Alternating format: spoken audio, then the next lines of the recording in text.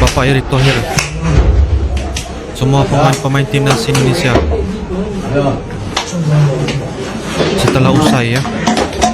Kalian udah kasih yang terbaik. Jadi jangan nangis, tegakkan kepala kalian. Masih banyak masa depan kalian. Pelajaran yang kalian lakukan selama AFC ini, kalian bawa ke World Cup qualification. Kita patriot, kita fight lagi. Fight lagi. Dan saya apresiasi. Ya, saya tunduk kepala. Terima kasih. Ya, terima kasih. Bapak Erick Thohir. Teman.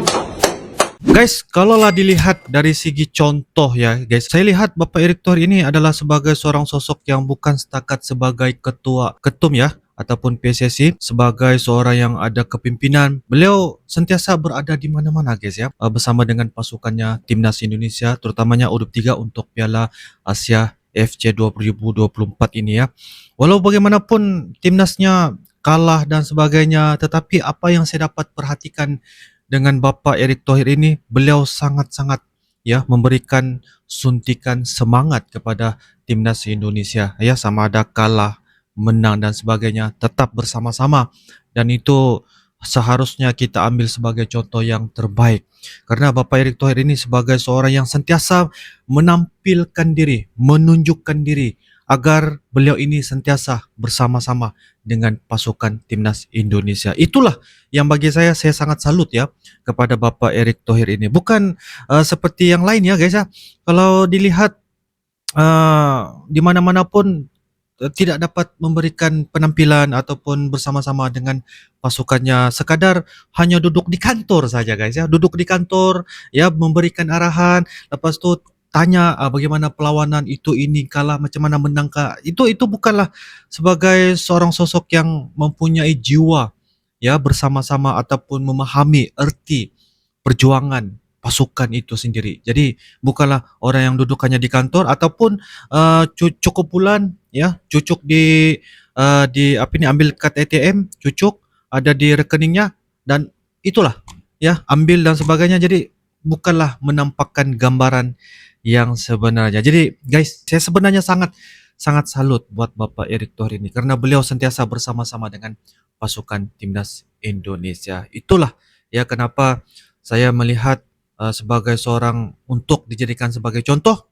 Bapak Erick Thohir adalah sebagai satu role model yang seharusnya dijadikan sebagai seorang yang berkepimpinan, berjiwa, memahami perasaan ya timnas Indonesia guys. Oke guys, betul kan guys? Guys, Witan Sulaiman real berdarah-darah untuk Indonesia. Ya, seperti yang kita tahu, di salah satu momen pertandingan semalam, Witan itu berduel dengan salah satu pemain Guinea.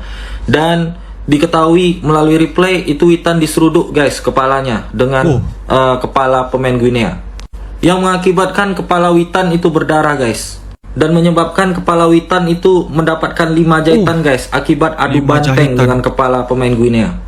Tapi jujur di momen ini yang bikin aku geram, wasit sama sekali tidak memberikan kartu untuk pemain Guinea yang menyeruduk kepala Witan. Padahal wasit juga melihat kalau kepala Witan itu sampai berdarah guys. Ya, meskipun Witan udah mengalami luka di kepalanya, tapi dia tetap fight guys hingga menit akhir. Benar, jujur di sini aku sangat respect dan bangga terhadap Witan Sulaiman, karena dia tetap berjuang meski kepalanya sedang terluka. Kita doakan semoga Witan Sulaiman bisa segera pulih, dan terima kasih Witan udah memberikan segalanya buat Indonesia. Respect buat Witan Sulaiman. Oke guys, berita kali ini segini dulu. Menurut kalian gimana guys tentang perjuangan Witan Sulaiman untuk timnas Indonesia? Coba kalian komen di bawah, dan jangan lupa kalian follow akun ini untuk mendapatkan berita timnas Indonesia lainnya. Baik. Coach Sintayong menangis usai Indonesia dikalahkan Guinea semalam. Ya, berita ini langsung disampaikan oleh Coach Novarianto melalui sosial medianya. Ia berkata kalau setelah pertandingan selesai, Coach Sintayong menangis guys. Melalui sosial medianya, Coach Novarianto mengatakan, jangan pernah menangis Coach Sintayong. Kita semua tahu apa yang udah Coach Sintayong perbuat untuk sepak bola Indonesia. Ya, mungkin alasan Coach Sintayong sampai menangis karena dia punya ambisi guys untuk membawa Indonesia lolos ke Olimpiade. Dan jujur aku pribadi sangat terharu melihat reaksi Coach Sintayong yang sampai menangis kayak gini guys. Artinya apa? Artinya dia sangat tulus melatih timnas Indonesia. Dan seandainya udah sampai di titik ini masih ada yang tidak suka dengan Coach Sintayong atau Kenapa masih ya? ada yang menghujat, aku benar-benar nggak habis pikir guys. Kenapa ya? Karena udah sampai di titik ini aja itu udah luar biasa buat timnas Iya. Indonesia. Betul. Perlu kita ingat lagi perjalanan Coach Sintayong dari awal 2019 ya, bulan Desember itu peringkat kita 175 guys. Dan puncaknya adalah di bulan Maret 2024, beberapa bulan yang lalu kita ada di peringkat 134 dunia. Dan inilah pencapaian-pencapaian dan sejarah baru yang telah diukirkan Coach Sintayong untuk timnas Indonesia. Coach Sintayong ya. Di mana sejarah Coach Sintayong bisa membawa timnas Indonesia senior lolos 16 besar Piala Asia. Lalu sejarah baru timnas Indonesia U23 itu lolos ke 8 besar guys.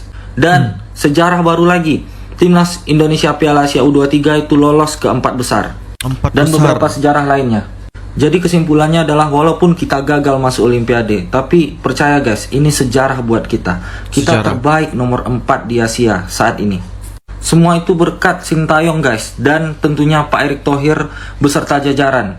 Timnas Indonesia kita bisa melangkah sejauh ini dan membuat sejarah-sejarah baru. Ya. Sekali lagi terima kasih buat Coach Sintayong. Jangan menangis Coach, karena Coach udah membawa timnas Indonesia sejauh ini dan punya banyak prestasi serta sejarah baru. Ya. Menurut kalian gimana guys tentang berita ini? Coba kalian komen di bawah dan jangan lupa follow akun ini untuk mendapatkan berita timnas Indonesia lainnya. Baik. Saya Terima kasih. Prabowo Subianto, Pak Menteri Prabowo. Pertahanan Republik Indonesia, kepada Tim Nasional Indonesia U23, saya yakin saudara-saudara akan terus semangat, Semangat. akan berjuang terus Berjuang. dalam pertandingan yang akan datang, memberi yang terbaik. Saya percaya saudara-saudara akan berbuat yang terbaik yang bisa saudara buat. Yakinlah kalau di dalam hatimu Anda ingin memberi yang terbaik, insya Allah saudara akan berhasil. Insya Allah. Jangan pernah ciut, jangan pernah turun semangat. Kalau saudara belum berhasil, bangkit, berbuat yang terbaik, kerahkan yang terbaik. Buatlah bangsa Indonesia bangga. Terima kasih semangatmu, terima kasih perjuanganmu. Merdeka! Presiden FIFA Gianni Infantino secara khusus mengupload timnas Indonesia. Dia mengatakan bahwa timnas Indonesia adalah sebuah tim yang sangat membanggakan, Sangat sudah berada di jalur membanggakan. yang benar. Dan kita sebagai rakyat Indonesia harusnya selalu bangga dan terus mendukung apapun yang terjadi. Karena memang tim ini sudah berada di track yang begitu benar di bawah asuhan Sintayong dan di bawah pengurusan PSSI yang sekarang ini. Jika seandainya kita hanya mendukung timnas ketika mereka menang dan menghujat ketika mereka kalah, apa bedanya kita dengan fans-fans FOMO yang sekarang sedang bertebaran? Iya. Untuk case Marcelino, sebagai fans kita seharusnya juga memahami bahwa anak ini tuh masih berusia 19 tahun. Kita jangan 19 selalu tahun. membandingkan anak usia 19 tahun ini dengan pemain yang sudah profesional, bukan pemain profesional tapi pemain yang sudah matang berusia 25 tahun, 26 tahun, 27 tahun. Dia itu anak yang sedang berkembang. Masih terus growth untuk meningkatkan decision makingnya, meningkatkan passingnya, meningkatkan body balance-nya, kolektivitasnya itu masih bisa terus diasah. Jadi janganlah kita menghujat berlebihan. Kayaknya dari hujatan-hujatan kemarin setelah laga perebutan juara 3 melawan Irak, kan Marcelino dapat banyak hujatan ya. Iya. Terlihat di pertandingan tadi melawan Guinea, dia jadi agak ragu-ragu dalam entah itu dalam megang bola, dalam mengoper bola. Nggak seperti Marcelino biasanya. Mungkin bisa jadi karena faktor cedera. Karena Sintayong kan juga mengatakan bahwa Marcelino ini ototnya sedang nggak beres, tapi dia terus berusaha untuk bisa tampil semaksimal mungkin. Oh. Kita sebagai fans dukung terus lah, jangan dihujat-hujat segala macam. Semifinal kemarin itu udah sesuatu yang luar biasa. Timnas Indonesia resmi gagal melaju ke Olimpiade Paris setelah menelan kekalahan 1-0 dari Timnas Guinea U23.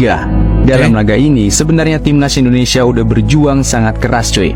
Bahkan Witan sebagai kapten, kepalanya harus diperban karena benturan keras dengan pemain Timnas Guinea. Dan satu hal yang menurut gua penting di sini, kemenangan Timnas Guinea berasal dari kesalahan-kesalahan dari Timnas Indonesia sendiri selama 90 menit pertandingan. Hanya beberapa peluang menurut gua yang murni hasil build up dari timnas Gini. Selebihnya serangan timnas Gini hanya berasal dari kesalahan-kesalahan timnas Indonesia sendiri dan juga keberpihakan wasit. Wasit di sini juga menurut gua sangat tidak adil cuy. Kinerja wasit sangat minus dengan lebih menguntungkan timnas Gini di setiap momennya. Tapi terlepas dari itu semua, terima kasih untuk skuad Garuda yang udah berjuang sampai titik tertinggi ini. Ini bukan target kita, maka dari itu kita akan coba lagi untuk lolos ke Olimpiade di tahun 2028. Iya, Sirna sudah harapan timnas Indonesia untuk main di Olimpiade Paris 2024. Ya, timnas Indonesia harus kalah 0-1 dari Guinea U23 di babak playoff Olimpiade. Timnas U23 sebenarnya main cukup bagus, khususnya di babak kedua. Cuman kurang beruntung aja sob. Sempat dihukum penalti 2 kali, tapi hanya 1 penalti yang mampu membobol gawang Hernando Ari. Pertandingan ini juga ditonton langsung oleh Presiden FIFA Gianni ada Presiden Infantino. FIFA. Apapun hasilnya, ini merupakan pencapaian yang luar biasa bagi timnas Indonesia sob. Mungkin belum rezekinya aja kita main di Olimpiade tahun ini. Dan menurutku man of the match di pertandingan ini adalah kapten kita Witan Sulaiman. Kalau menurut Captain. kalian siapa nih man of the match di pertandingan ini? Coba tulis di kolom komentar ya. Witan. Kenapa kos apa nih Justin ya guys? Kok bisa cuma 2 orang di belakang lo, heran gue. Kok nggak 3 atau 4? Kita udah belajar lawan Korea. Kok ini cuma 2 yang ditinggalin? Ai, Nggak bisa dilihat replaynya. Iya, kok nggak belajar dari lawan Korea? Corner kick taruh 3 orang minimal, 4 orang kalau padahal mereka berempat juga loh masuknya 3, 4. Aduh ampun dah. Semoga ditahan sama Hernando.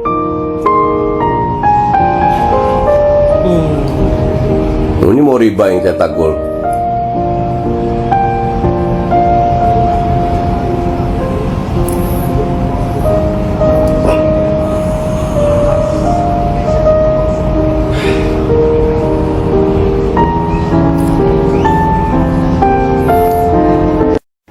Ternyata gue harus bikin video lanjutan tentang berita ini. oke. Jadi selain di-announce bahwa pertandingannya dilaksanakan secara tertutup, beredar kabar dan disalahartikan bahwa pertandingannya juga nggak bakal disiarkan.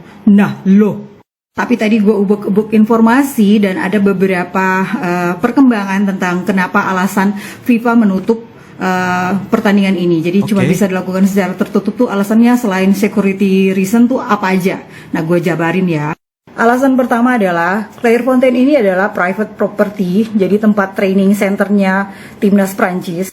Ada banyak sekali pemain-pemain junior Prancis yang berlatih, belajar dan juga tinggal di area Clairefontaine ini. Itu karena FIFA melihat euforia, antusiasme dari para supporter kedua tim, apalagi Clairefontaine ini berada di pinggir Paris gitu kan, jadi kayak agak sepi, terus banyak juga diaspora di sana. Apalagi tahu kan ultras timnas itu banyak sekali, tiap waktu AFC aja tuh kayak sold out, penuh selalu. Ditakutkan ya pasti mengganggu kenyamanan dari para pemain-pemain yang tinggal di sana. Tiganya yang mungkin menyerempet ke politik sedikit karena kan negara Gini dan Indonesia itu mayoritasnya Islam, terus masih ada tensi antara Israel Palestina. Takutnya tuh mereka bakalan protes juga itu. Jadi tahu kan Prancis tuh mengedukung siapa. Baru ini di situ tuh ada demo gitu tentang Palestina, dukung Palestina. Jadi wajar kalau misalnya dari tuan rumah sendiri minta aturan seperti itu. Sebagai supporter ya cuman bisa dukung aja gitu dalam doa. Oke? Oke guys, seperti yang kita reactionkan tadi, walaupun kita sudah tahu timnas Indonesia sudah terkandas untuk Olimpik Paris 2024 setelah tumbang dengan Guinea dengan skor 0-1 setelah Guinea dihadiahkan penalti oleh wasit asal Prancis yang bernama Francois Letexer. Walaupun sudah kalah dengan Guinea dan hampir lolos ke Olimpik, tetapi kita semua dan terutamanya rakyat Indonesia semua sangat bangga dengan timnas Indonesia U23 telah mencipta sejarah di bawah pimpinan Pak Erik dan pelatih Sintayong, timnas U23 pertama kali ke Piala Asia dan langsung melaju ke semifinal atau 4 besar dan menempatkan timnas Indonesia keempat terhebat di Asia untuk U23. So guys, dengan usainya perlawanan Indonesia dengan Guinea itu, maka episod untuk Piala Asia U23 harus kita lupakan. Sekarang ini, apa yang paling penting adalah timnas Indonesia kembali fokus pada tim senior semula untuk kualifikasi Piala Dunia 2026 nanti pada tanggal 6 Juni, dan selepas perlawanan itu Indonesia akan bertemu lagi dengan tim dari Filipina. Apa yang saya dapat lihat dari perlawanan kualifikasi Piala Dunia 2026 itu, timnas Indonesia mempunyai peluang besar untuk lolos putaran ketiga pula nanti.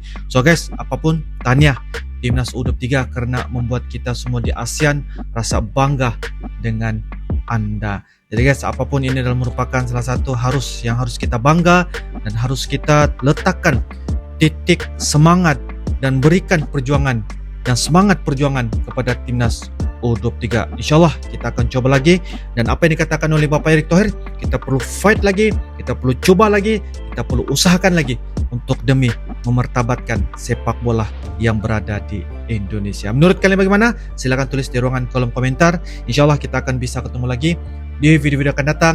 Sampai jumpa lagi. I love you Indonesia, I love you Malaysia. Assalamualaikum warahmatullahi wabarakatuh. Dadah.